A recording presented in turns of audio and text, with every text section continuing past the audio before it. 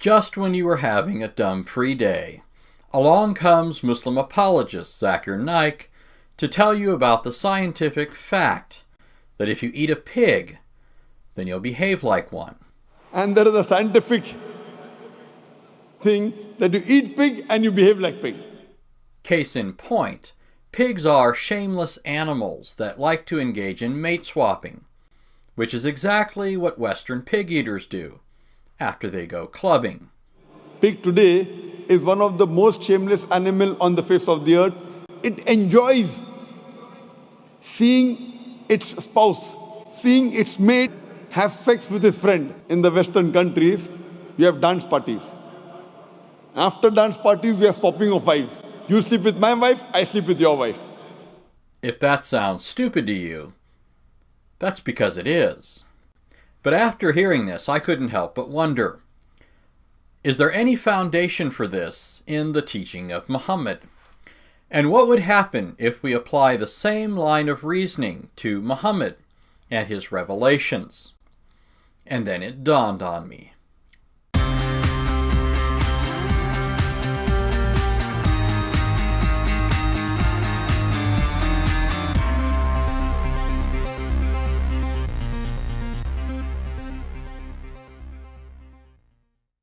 Muhammad taught that a person who eats camel meat has broken his purification and so needs to engage in an act of ablution or cleansing with water called wudu in order to restore it. In Sunan Ibn Majah, Volume 1, Chapter 67, Hadith number 495, we're told, "It was narrated that Jabir bin Samura said, Muhammad commanded us to perform ablution after eating camel meat, but not to perform ablution after eating the mutton." Likewise, in Sahih Muslim, Volume 1, Chapter 25, Hadith number 802. It was narrated from Jabir bin Samura that a man asked Muhammad, "Should I perform wudu after eating lamb?" He said, "If you wish, then perform wudu, and if not, then do not do it."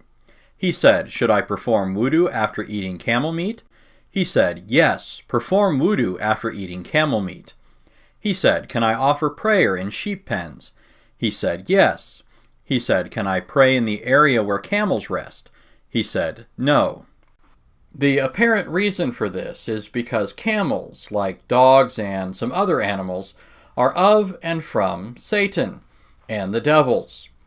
Sunan Abu Dawud, Volume 2, Chapter 71, Hadith number 184. Al-Bara bin Azib said, Muhammad was asked about performing wudu after eating camel meat. He replied, "Perform wudu from it." He was then asked about goat meat, and he replied, "Do not perform wudu from it."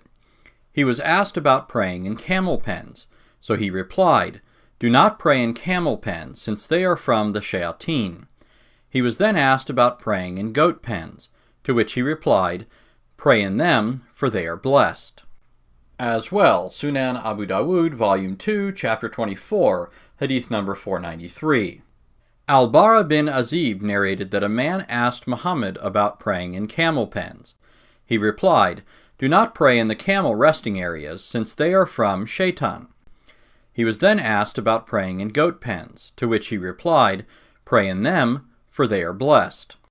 And finally, in Sunan Ibn Majah, Volume 1, Chapter 12, Hadith number 769, we read, "It was narrated that Abdullah bin Mughaffal al-Muzani said, Muhammad said, perform prayer in the sheep's resting places, and do not perform prayer in the camel's resting places, for they were created from the devils."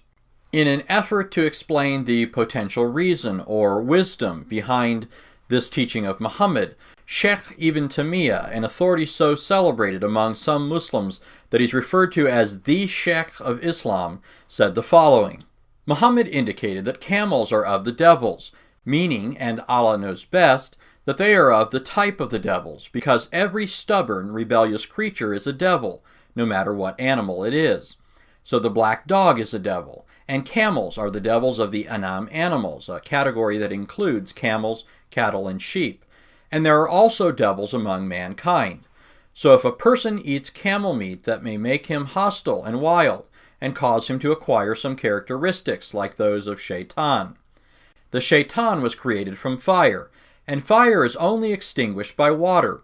So man is enjoined to do wudu after eating its meat so as to stop that devilish energy and suppress it.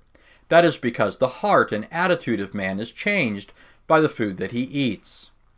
The Sheikh of Islam says much the same in another place. If a person does wudu after eating camel meat, that will extinguish the devilish energy and will put an end to any negative consequences, unlike the one who does not do wudu after eating it, and he will see negative consequences.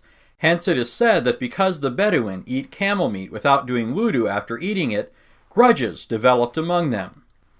And that brings us to how all of this is relevant to Muhammad. The Muslim sources tell us that Muhammad used to eat camel meat. For instance, in Sahih Bukhari, Volume 3, Book 47, Hadith number 2485 tells us, narrated Rafi bin Khadij, we used to offer the Asr prayer with Muhammad and slaughter a camel, the meat of which would be divided in 10 parts, and we would eat the cooked meat before sunset. In light of this, it's hardly surprising when we read the following in the Muslim sources about what would happen to Muhammad when he was coming up with his revelations. Abu Hurairah says that whenever Muhammad received revelation, he was overwhelmed by trembling. Another account says he became distressed, foaming at the mouth and closing his eyes. At times, he snorted like a young camel. It sounds like someone had a healthy portion of camel meat and forgot to perform wudu. In another report, we're told, in tradition, it's stated that Muhammad said, I fear lest I should become a magician, lest one should proclaim me a follower of the jinn. And again, I fear lest there should be madness or demonic possession in me. After an accession of shivering and shutting his eyes, there used to come over him what resembled a swoon. His face would foam, and he would roar like a young camel. Abu Hurairah says, as for the apostle of God, when inspiration descended on him, no one could raise his glance to him until the inspiration came to an end. In tradition, it's stated that he was troubled thereat, and his face would foam, and he closed his eyes, and perchance roared like the roaring of the young camel. Umar ibn al-Khattab says, when inspiration descended on the apostle of God, there used to be heard near his face, as it were, the buzzing of bees. So Muhammad the camel eater roared and snorted like a camel when he came up with his revelations. Since your behavior is determined by what you eat, and since Muhammad acted like a camel when receiving his alleged revelations, it follows that his revelations came upon him or occurred to him while he was full of devilish energy and had taken on some of the characteristics of Satan. That sounds like somebody you want to listen to. If, of course, you can get over the hump.